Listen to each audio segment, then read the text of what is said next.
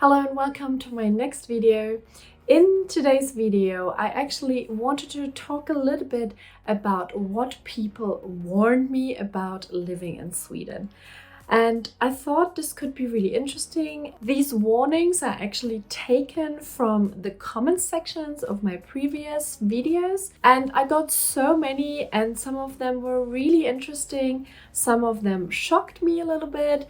Some were surprising, but also a few were expected. So yeah, if you're new to my channel, I'm Yuli and I'm originally from Germany. I have lived the past 10 years in London, UK. And now, 8 weeks ago, I moved to Sweden, more precisely to Stockholm. So this could be maybe interesting for people who want to move to Sweden or are just curious about Sweden. And I just kind of summarized a little bit as well what people, well, mainly Swedish people are talking about. A few expats were also amongst the commentators. But yeah, it will be just very interesting to see what people warn me about. So the first topic I want to talk about is be aware of the cold. Maybe not so much the cold, but the darkness. So that one, I have to admit, I was more expecting to struggle with the cold. I was not so much aware of the darkness, which is there during the winter month. So that could be indeed something which is crazier than the colder season. And I kind of want to read you a few comments just so you know it's not just my imagination. I'm kind of posting them anonymously here, but if you go back to my previous videos, you will find all these comments under my videos. So here someone says, prepare your mindset for the long, dark winter. It's already getting darker by each day. And the next one says, welcome to November in Stockholm, where it's dark, cold, and rainy. And dark. The cold isn't really a problem, the darkness is. Pretty much everyone moving to or living in Sweden agrees on that. Well, there are a few comments out there, so I guess you do agree. I would say it's not much about the cold, but rather the lack of daylight that you need to be prepared to. I think I said in one of my previous videos, looking forward to the colder season, and someone quoted me and said, I'll bet you regret saying that in a few months. Haha. Glad you enjoy it here. I must warn you though, mid-late May to July with good weather is the best time of the year here. So there you go. If you only thought about the cold, no, there is a bigger problem throughout the winter, and that's the darkness. But I love that my new community is really kind, most of them.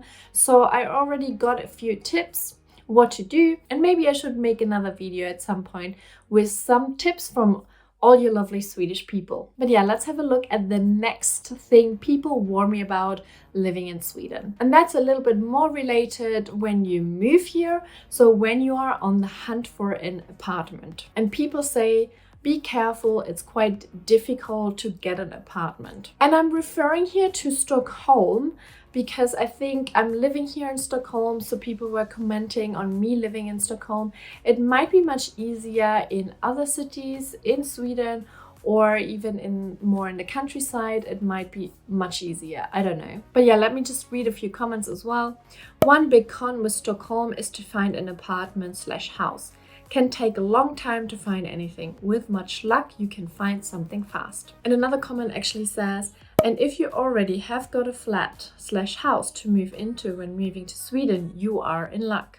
Because it is difficult getting one in Stockholm. So this one didn't come as a surprise. I did my research before I moved here, and I also had almost 2 months where I could experience what flat hunting or house hunting actually means. I have to say, for me, it wasn't that difficult at the end, but on the other side, I have to say we are paying the price for it. It's not very cheap, but we have decided to do that for a year to kind of settle down. And then in this year to get all our stuff sorted, and then looking for a place to buy actually, or maybe to move somewhere else. We will see what in 1 year happens, right? And yeah, something I maybe didn't expect that much comments about it, but yeah, people said that actually Stockholm is not as great as the rest of Sweden. And before I comment on this, let me read you a few comments so you know what people mean with that. Stockholm and surroundings, the last place in Sweden to live a decent life in. Stressful, expensive, loud, difficult, and unreliable commute, much criminality, low degree of services, etc. Look for a place where better work-life balance is possible. Best of luck. I have to say, I come from London, so you have probably not lived in London. This is paradise. But yeah, let's get to the next comments. I think that if you want to experience Sweden, you really shouldn't live in Stockholm. Stockholm is special, lovely to visit, but I wouldn't want to live there. Too much people trying to be big city folk. And then the next comment says, save money, get the F out of Stockholm. Göteborg or Malmö is way better and cheaper. This is probably true, to be honest. Like, I know that Stockholm is not the cheapest city compared to other cities around the world, but if you compare it even with other cities and smaller towns in Sweden, it's definitely the most expensive one. Well, so the next comment says, I'm Swedish and Stockholm is not Sweden. Go to towns like Söderköping, Norra, Motala, Järvsö. I bet you're just laughing out loud how I said all these names. Fair enough. But yeah, that is Sweden.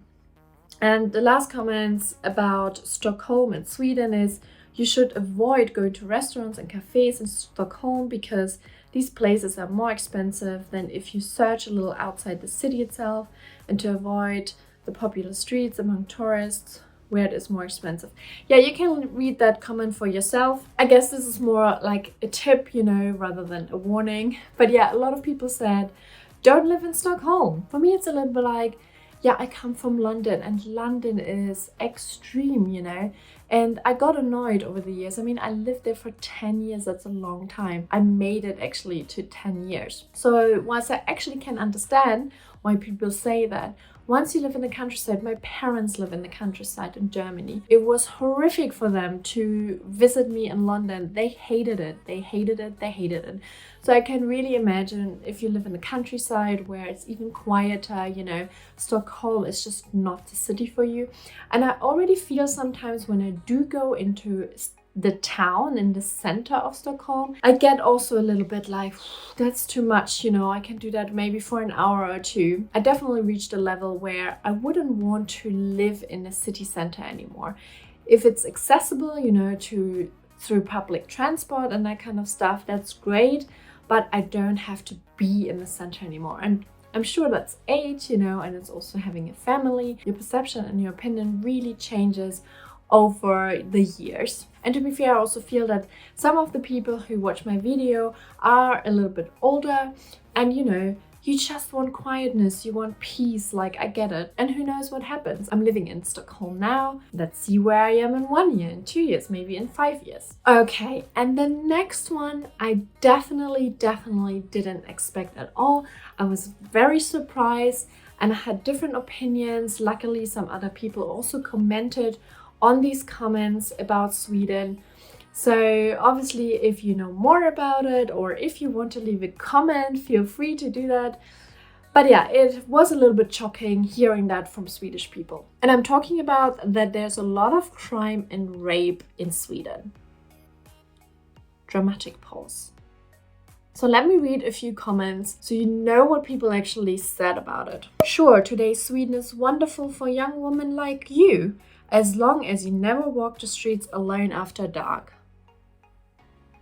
I mean, that's heavy duty. I will say something more after I read a few comments. Sadly, rape and assault has increased greatly over recent years. So not the wonderfully safe country it once was. However, the Swedes are a gentle race, easy to walk over to. And then something in Swedish. I save you the pain of me reading in Swedish. I'm not there yet. I hope I will make some videos where I speak a little bit of Swedish as soon as I learn it properly. Very soon. Welcome to Sweden. But sadly, the country is going down the drain due to irresponsible immigration politics and a governing party that is totally incompetent. Your safety cannot be guaranteed or even expected. I'm sorry, I really am. The lingering glimmer of Sweden being this kind and awesome country is fading fast. And the last comment in this section: do not give the beggars from Romania any money, because that is way of funding organized crime. The people you actually are giving the money to will not receive it, and the Romanian mob have people who drive around in BMWs and other expensive cars. Da-di-da-di-da.